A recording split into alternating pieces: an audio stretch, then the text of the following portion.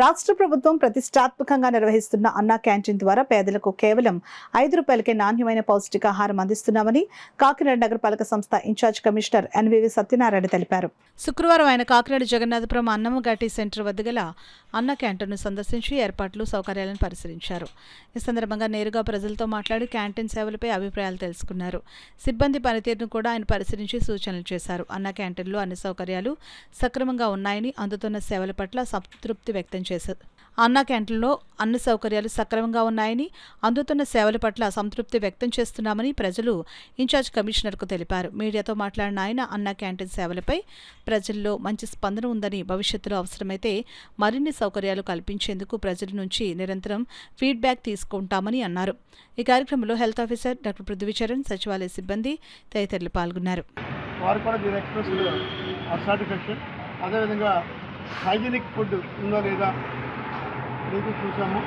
పరిసరాలు కూడా హైజీనిక్గా ఉందో లేదా అది వెరిఫై చేస్తుంది. పరిశీలించినది వాటర్, డ్రింకింగ్ వాటర్, ఫిల్టరైజ్డ్ వాటర్ చూస్తాము.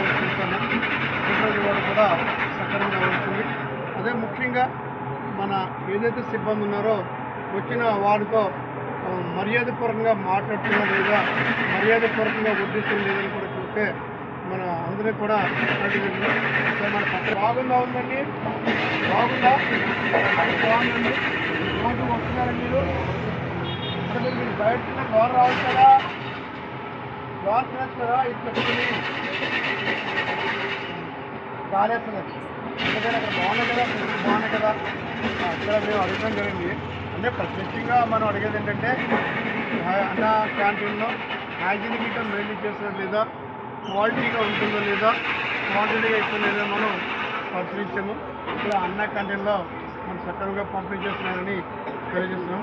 ఇంకా ఏదైనా ఉంటే ఫర్దర్గా మనం అన్నీ కూడా మెయింటైన్ చేసేకి రిక్వెస్ట్ చేస్తున్నాం.